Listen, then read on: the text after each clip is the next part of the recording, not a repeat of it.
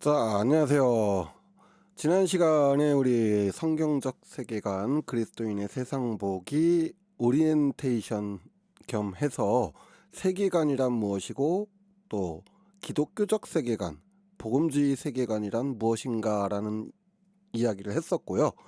자, 이번 시간에는 첫 번째 본격적으로 세계관 첫 번째 시간입니다. 포스트 모더니즘과 종교다원주의에 대한 이야기를 하려고 해요.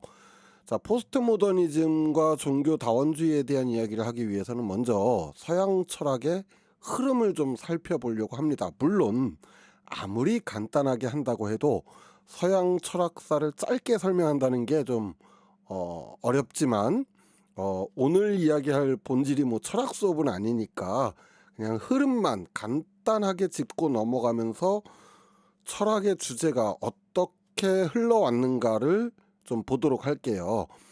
먼저 고대 철학입니다. 본격적으로 등장하는 고대 철학은 자연을 대상으로 그 속에 존재하는 변하지 않는 본질, 원질을 탐구하는 데 관심이 있었어요. 대표적으로 탈레스는 물이라고 생각을 했습니다. 그런가 하면 헤라클레이토스는 불이 변하지 않는 원질이다 라고 생각을 했어요. 하지만 철학자들은 곧 자연이라고 하는 것이 그렇게 단순하게 하나의 원질만으로 구성되어 있지 않다라는 것을 깨닫게 됩니다. 그래서 다수의 원질이 존재한다고 생각하는 다원론자들이 나타나게 되죠. 그러니까 물이나 불처럼 단일한 하나의 물질이 원질이다라고 생각을 하지 않았고요. 물, 불, 뭐 바람, 빛, 어둠 이런 식으로 몇 개의 변하지 않는 원질이 있을 것이다 라고 생각을 했습니다. 이 시기를 고대 철학의 창시기라고 봅니다. 자, 두 번째 시기, 우리가 보통 고대 철학하면은 일반적으로 이야기하는 시기를 아테네 철학 시기부터로 봅니다. 이제 철학자들의 관심은 자연의 문제가 아니었어요. 원질, 변하지 않는 물질이 뭐냐 이런 거를 탐구하던 철학자들은 인간에게로 그 주제를 돌리게 됩니다. 자, 그러면서 형이상학을 추구하게 되는데요. 인간의 영혼을 철학의 주제로 삼은 소크라테스는 덕은 지가 인간이 추구해야 할 이상이라고 생각을 했어요. 그러니까 덕과 지. 그런가 하면 플라톤은 변하지 않는 근원, 이데아를 볼 수 있는 것을 강조했습니다. 그런가 하면 아리스토텔레스는 윤리학을 통해서 실증주의 형이상학을 추구했어요. 자, 이 아테네 철학 시기의 철학자들의 관심은 창시기 철학자들이 변하지 않는 본질이 무엇이냐, 변하지 않는 원질이 무엇이냐 하면서 자연을 탐구했었는데 아테네 철학으로 넘어오게 되면서 인간에게로 넘어옵니다. 그런데 형이상학 철학이에요. 인간이 어떻게 구성되어 있는가를 관점을 두는 게 아니라 인간이 무엇을 추구해야 하는가, 무엇을 탐구해야 하는가, 무엇이 절대 진리인가 이런 것들을 탐구하던 시기를 아테네 철학 시기라고 합니다.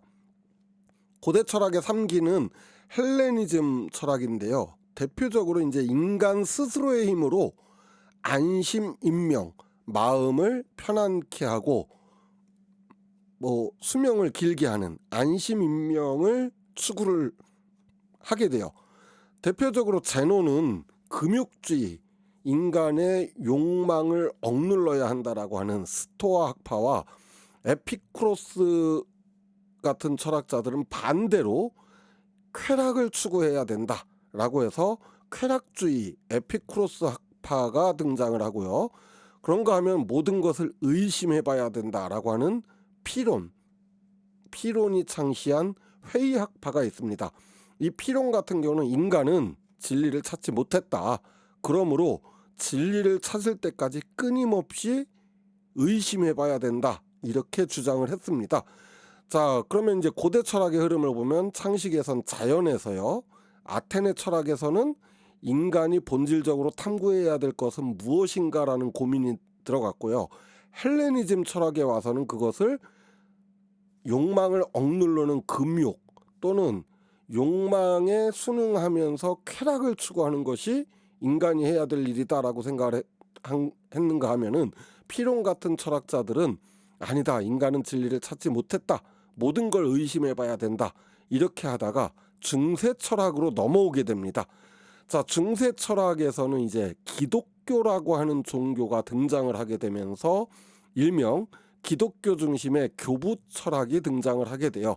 이 시기를 교부 철학 또는 스콜라 철학이다, 이렇게 얘기를 하는데요.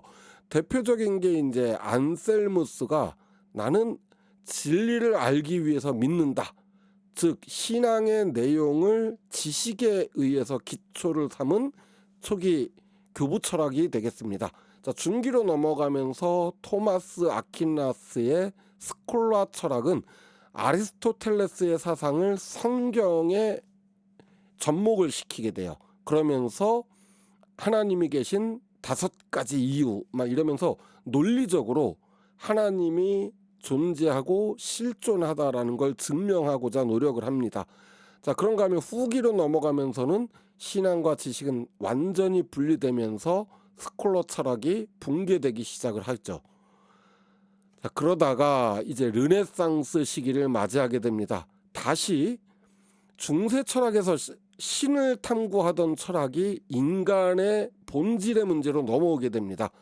대표적인 게 이제 베메의 신비적인 범신론, 우리들 내부에도 신의 생명은 활동한다, 자연 모든 곳에, 세상 모든 곳에 신이 깃들어 있다, 이렇게 말하기도 했고요. 브루노 같은 경우는 이제 범신론적인 자연 철학이에요. 신은 자연 속에 내재하며 우주에는 전체적으로 완전한 조화와 미가 성립되어 있다, 이렇게 주장을 했습니다. 자, 그러다가 종교개혁이 일어나게 돼요. 마르틴 루터와 존 칼뱅이 종교개혁을 하게 되죠. 이 종교개혁을 통해서 성경의 본질, 성경에서 이야기하고자 하는 내용 또는 성경에 나와 있지 않은 내용을 가르치지 말아야 한다라는 주장이 등장을 하게 되고요. 마키아벨리의 군주론을 통해서 강대한 국가를 위해서는 수단이 정당화된다라는 내용이 등장을 하게 됩니다. 자, 이 시기가 바로 르네상스 철학 시기가 되죠. 자, 이제 르네상스를 넘어 근대 철학으로 넘어오게 되면서 철학자들은 다시 인간이 스스로 납득할 수 있는 것만을 인정하게 됩니다. 대표적인 게 데카르트의 합리론이에요. 나는 생각하기 때문에 존재한다. 자, 인간이 납득할 수 있죠. 나는 생각이라는 걸 해. 그러니까 나는 존재하는 거야. 신의 존재, 물체의 존재라는 것도 추리에 의해서 확실한 신뢰로서의 영역이다, 이렇게 생각을 했어요. 자, 그런가 하면 스피노자는 기하학적인 논리에 따라서 에티카를 논증을 했는데요. 이 에티카는 굉장히 재밌어요. 윤리학을 다루고 있는데 형이상학적 논리가 아니라 기하학적인 논리로 윤리학에 접근을 하게 됩니다. 자, 이렇게 이 근대 철학 시기의 철학자들은 어떻게든 인간의 이성으로 또는 인간의 논리로서 납득할 수 있는 것만을 인정을 하려고 해요. 자, 그래서 이 합리론에서 넘어가면서 이제 경험론이 등장을 하게 되는데요. 베이컨은 자연을 탐구하면서 귀납법을 굉장히 중요하게 생각을 합니다. 즉, 어떤 진리를 전제하는 연역법은 안 된다, 귀납법이다. 우리 주변에 보이는 자연을 하나하나 탐구하다 보면 진리에 도달할 수 있을 것이다 라고 하면서 이 귀납법을 굉장히 중요하게 생각을 했고요. 홉스는 기계론적인 자연관이 절대적이다, 정신적인 것도 기계론적으로 설명할 수 있다, 이러면서 어떻게 보면 좀 과학적으로 접근을 하려는 시도를 하게 됩니다. 자, 그런가 하면 흉은 경험하지 않은 것 모두 의심해 봐야 된다, 이러면서 인간의 경험, 인류의 경험을 굉장히 중요하게 생각을 하죠.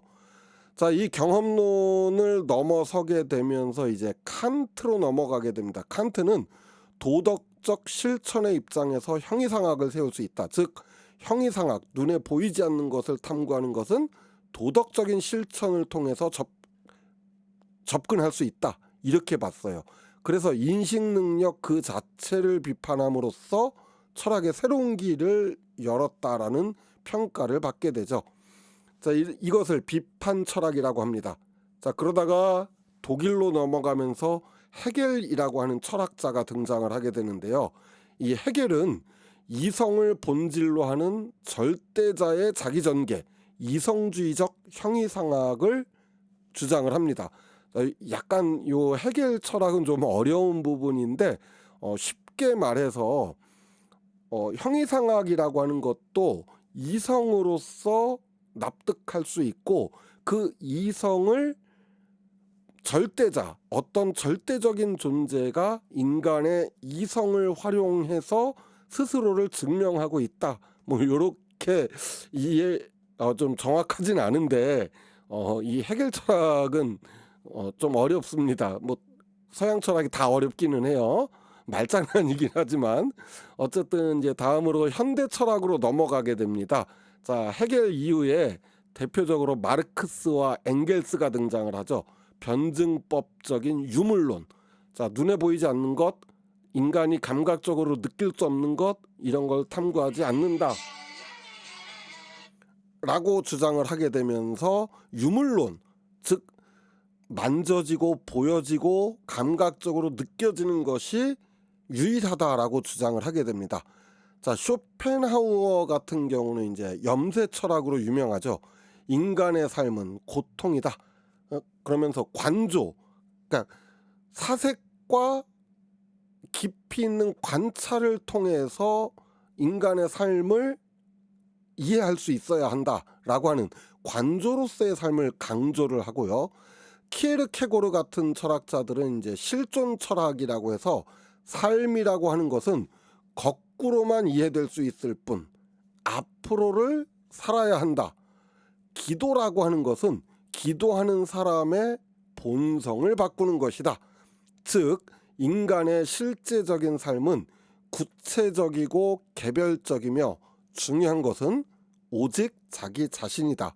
자, 제가 짧게 설명한다고 하는데 이해가 되실지 모르겠지만 중요한 게 아닙니다. 지금 철학사를 강의하려고 하는 게 아니에요. 그러니까 그런가 보다 이해를 하시면 됩니다. 자, 그러면서 이제 니체가 등장을 하죠. 관점주의입니다. 아모르 파티라는 말 많이 들어보셨죠? 이것이 니체가 이야기한 건데요. 고통 속에서도 자신의 삶을 사랑하는 그것이야말로 인간이 가져야 할 최고의 미덕이다. 이렇게 생각을 했어요. 자, 그런가 하면은 뭐 하이데거라든지 야스퍼스라든지 샤르트르 같은 현대 철학자들은 실존 철학을 주장을 했는데요. 실존으로서의 인간을 포착을 해야 된다. 이렇게 주장을 하게 됩니다. 자, 지금까지 좀 간단하게 고대 철학의 창시기부터 현대 철학까지를 살펴봤는데요. 자, 재밌는 흐름이 있습니다. 뭐냐면은 절대적인 진리를 추구해 왔어요. 고대 철학에선 자연에서. 그러다가 인간이 느낄 수 없는, 인간이 인식할 수 없는 무언가가 있다는 걸 깨달아서 형이상학에 도달을 하게 되고요. 그러다가 르네상스 교부철학 시기 다시 신, 절대자를 찾습니다.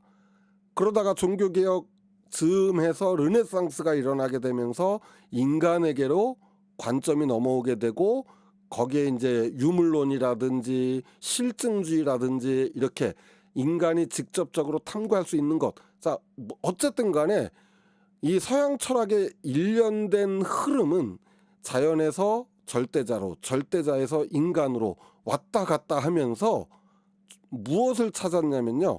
절대적인 진리란 무엇인가, 변하지 않는 진리란 무엇인가, 이걸 찾았는데, 그러다가 모더니즘이라고 하는 것이 등장을 하게 되면서 모더니즘과 포스트 모더니즘이 등장을 하게 됩니다. 자, 간단하게 이 두 가지를 비교하자면 모더니즘이라고 하는 것은요, 산업화와 함께, 즉 산업혁명과 함께 나타나게 되는데요. 실증주의를 배경으로 하고요. 이분법적인 논리를 펴게 됩니다. 그래서 이상과 합리를 추구하고 현대적인 미를 추구하면서 굉장히 합리를 강조해요. 그래서 1 더하기 1은 2다. 이렇게 수학적으로 또는 기하학적으로 증명되고 납득되는 것들을 추구하는 겁니다. 그런가 하면 포스트 모더니즘은 미국의 문화계에서 출발을 했어요. 자, 50년대 1950년대 문학 비평 분야에서 1960년대에는 무용, 연극 같은 분야에서 시작을 한 것이 포스트 모더니즘이에요.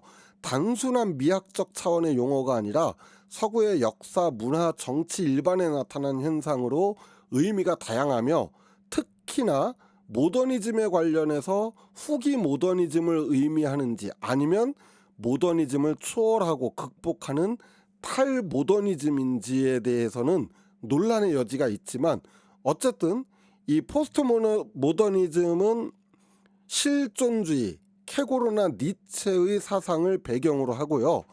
사물을 있는 그대로 보고 거기에 대해서 일체의 분석과 해석을 배격하는 절대적인 진리를 거부하는 것이 바로 포스트 모더니즘입니다. 다시 말하자면 모더니즘은 절대적인 진리가 있어요. 1 더하기 1은 2다 이런 것처럼. 하지만 포스트 모더니즘은 왜 1 더하기 1이 2냐, 무한대일 수도 있고 0일 수도 있고 사람마다 상황마다 달라질 수 있다 이렇게 주장을 하는 것이 포스트 모더니즘이에요. 자, 이 포스트 모더니즘의 전개는 1970년대 페미니즘으로 나타나게 됩니다. 자, 그래서 여성 해방 운동이 핵심이 돼요. 낙태라든지 또는 고용의 권리라든지 남성 우월주의에 은폐되어 있는 엘리트 모더니즘을 공격 대상으로 해서 성적인 편견을 무너뜨리는 역할을 하게 됩니다. 범주와 장르를 혼합하는 절충주의 양식은 이 시기 포스트 모더니즘 전 분야에서 정식화되는데요. 모더니즘과 대중문화가 영화, 음악, 건축 등의 전 분야에서 뒤섞여 나타나게 되고 고급 예술, 고상한 취미, 고전주의 모더니즘 이런 기존의 절대적이라고 믿었던 것들을 개념들을 공격을 하게 되면서 특히 오웬스는 이런 이질성과 절충주의가 여성 해방운동과 포스트 모던 문화의 엘리티즘에 대한 대항 전략이라고 주장을 했어요. 자, 좀 어렵게 설명을 한 것 같은데 쉽게 설명을 해볼게요. 포스트 모더니즘은 절대적인 진리를 거부합니다. 그래서 기존의 남자의 역할, 여자의 역할, 남성성과 여성성 이걸 구분하고 각각 합리적으로 이해하려고 했던 게 모더니즘이라면 이걸 거부하고 그런 게 어딨냐, 남자도 여자도 그래 똑같다, 어느 때는 여자가 우월할 수도 있다, 즉 절대적인 진리를 거부한다고 했잖아요. 규격화된 걸 거부하고 정의 내리는 걸 거부하는 것이 포스트 모더니즘입니다. 자, 오해하지 말아야 될 건 이 포스트 모더니즘과 해체주의는 또 달라요. 해체주의와 포스트 모더니즘은 얼핏 보기엔 비슷해요. 모두 절대적인 진리를 거부하니까. 하지만 포스트 모더니즘에서는 그동안 관심 밖에 있었거나 소외된 것들을 조금 더 중점적으로 바라보는 운동이 포스트 모더니즘입니다.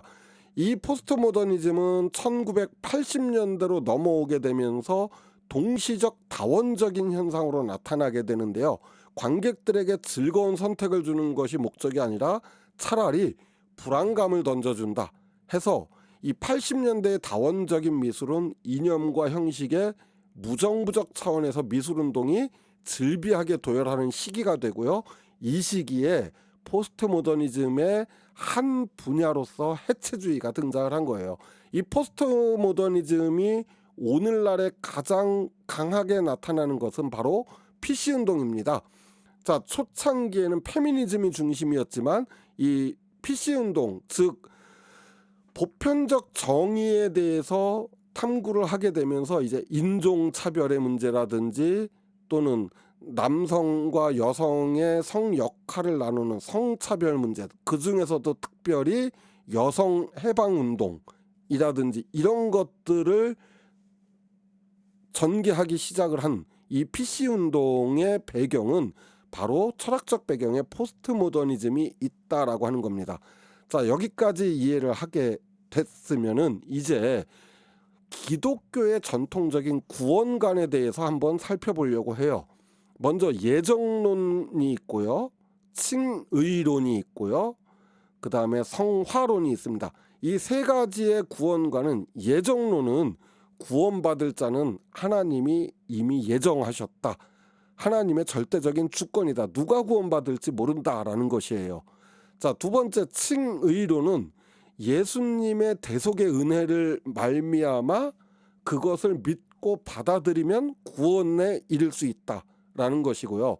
성화로는 자, 구원받은 기독교인들이 세상을 살아가는 동안에 구별된 삶, 즉 거룩한 삶을 살아야 한다. 그래야 구원에 이를 수 있다라고 말하는 이 성화로는 특별히 두 가지 구원을 얘기해요. 첫 번째는 예수님을 믿음으로써 기본적으로 얻게 되는 구원과요. 또 그렇게 구원받은 그리스도인들이 이 세상을 사는 동안에 하나님의 거룩한 뜻을 실현하는 거룩한 삶을 살아감으로써 천국에서 얻게 되는 또 다른 구원. 자, 이것이 성화론인데 이 기독교의 전통적인 구원과는 세 가지의 공통점이 있습니다. 바로 예수 그리스도를 통해서만 구원을 얻을 수 있다. 여기에는 모두가 동의를 해요. 즉 하나님의 섭리 아래에서 이미 구원받을 자가 정해져 있다라고 말하는 예정론조차도 그 정해져 있는 사람들이 결국은 예수님을 받아들임으로써 구원을 얻게 된다라고 주장을 하는 거예요. 대표적인 예를 사도 바울로 들고 있습니다. 하나님을 믿는 사람들, 예수님을 믿는 사람들을 핍박하던 사도 바울이 예수님을 만남으로써 예수님을 위해 예수님의 복음을 전하기 위해 헌신했던 것은 하나님이 이미 사도 바울을 예비해 두셨다. 이렇게 보는 거고요. 또 칭의로는 성경 전반적으로 특히 신약 성경에서 나타나죠. 예수님을 믿고 받아들이는 것만이 구원에 이르는 유일한 길이다. 자, 이 기독교의 전통적인 구원과는 예수님을 통해서만 구원을 얻을 수 있다라는 것이었는데, 자, 포스트 모더니즘 시대로 넘어오게 되면서 여기에 의문을 가지기 시작을 합니다. 왜요? 자, 포스트 모더니즘은 절대적인 진리에 대해서 의심하고 거부하고 또 질문하고 그걸 합리적으로 이해하려고 한다고 했잖아요. 그렇다면 이 전통적인 기독교 구원관에 대한 질문은 뭐가 있을까요? 야, 예수님 모르던 사람들은, 예수님보다 먼저 태어난 사람들은 구원 어떻게 돼? 또 전 세계 기독교를 믿지 않는 70%의 인구들이 모두 지옥에 가야만 되는 거야? 하나님은 이스라엘의 하나님이야? 모든 인류의 하나님이야? 자, 여기에 대한 질문에 대한 답을 구하기 시작을 합니다. 자, 그러다가 등장을 하게 된 것이 종교다원주의예요. 자, 하나님은 유일하신 한 분이다. 그러나 이름이 다르다. 때로는 알라로, 때로는 부처로, 여러 신의 이름으로 하나님이 나타났을 거고, 하나님은 한 분이지만 그래서 구원은 오직 예수가 아니라 신을 믿는 모든 자들에게 있다. 이것이 종교다원주의의 핵심입니다. 그러면서 그 근거로 드는 것이 하나님은 공정한 하나님이다. 하나님은 사랑이다.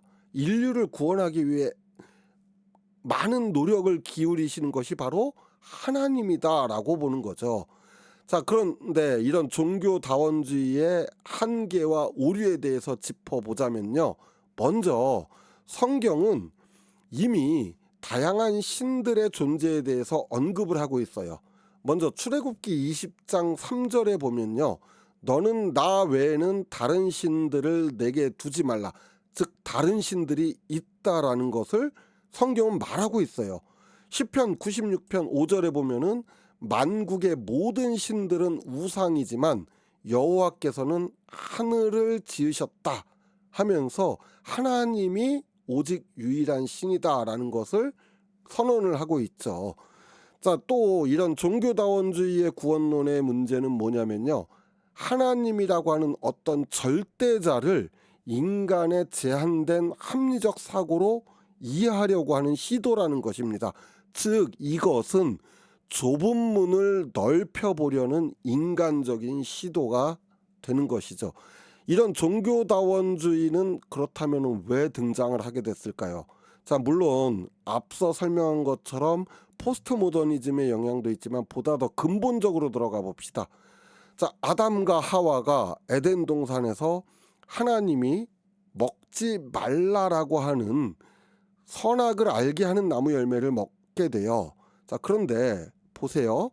창세기 3장 5절에 너희가 그것을 먹는 날에는 너희 눈이 밝아져 하나님과 같이 되어 선악을 알 줄을 하나님이 아심이니라. 자, 뱀이 하와를 유혹할 때 한 말입니다. 여기에서 핵심은 뭐예요? 야, 너 하나님처럼 될 수 있어. 네가 하나님이 아니라 바로 사람인 너가 무엇이 선이고 무엇이 악인지를 구분할 수 있어. 이렇게 유혹을 한 거죠. 그런데 하나님은 이거를 의역을 해볼게요. 창세기 3장 5절에 뱀의 말을 의역을 해보면은 이렇게 되는 거예요. 야, 하나님이 먹지 말라고 한 그거 너네가 먹잖아?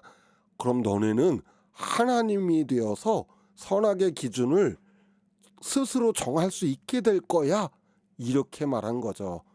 자, 믿음이라고 하는 것은 어디에서 오는 거예요? 자, 베레아 사람들을 봅시다. 베레아에 있는 사람들은 데살로니가에 있는 사람들보다 더 너그러워서 간절한 마음으로 말씀을 받아 이것이 그러한가 하여 날마다 성경을 상고함으로. 자, 무슨 말이에요? 자, 인간의 이성으로 이게 과연 진리인가, 이것이 옳은가 탐구하는 거 나쁜 게 아닙니다. 그런데 문제는 그것을 하나님을 이해하기 위해서는 하나님의 말씀 안에서 찾아야 되는데 말씀 바깥에서 찾으려는 것이 무의미한 시도다라는 거죠. 자, 또 하나 살펴볼게요. 로마서 10장 17절에 믿음은 들음에서 나며 들음은 그리스도의 말씀으로 말미암느니라 이렇게 했습니다. 자, 이게 무슨 말이냐면요. 자, 포스트 모더니즘 시대 페미니즘 좋아요. PC 운동 좋고, 그러나 신앙에 있어서는요. 성경 바깥에서, 즉 하나님의 말씀 바깥에서 우리가 진리를 찾을 수 없고 구원을 얻을 수 없다라는 것입니다. 포스트 모더니즘 시대 종교다원주의는 점점 더 큰 힘을 얻고 있습니다. 이 세상을 살아가는 그리스도인은 이런 포스트 모더니즘 시대 종교다원주의의 구원론에서 벗어나서 정말 하나님의 말씀은 무엇을 말하고 있는가, 하나님은 어떻게 말씀하고 계시는가를 성경에서 찾아야 할 것입니다. 자, 다소 긴 내용이었습니다. 조금 어려운 내용이기도 해서 좀 길어졌는데 두 개로 나눌까 하다가 하나로 했는데 어쨌든 자, 다음 시간에는 기독교적 세계관 두 번째 시간으로 이제 성이라고 하는 것을 어떻게 바라봐야 할 것인가 하는 주제를 가지고 이야기를 해보겠습니다. 이번 시간 마칠게요. 수고하셨습니다. 안녕.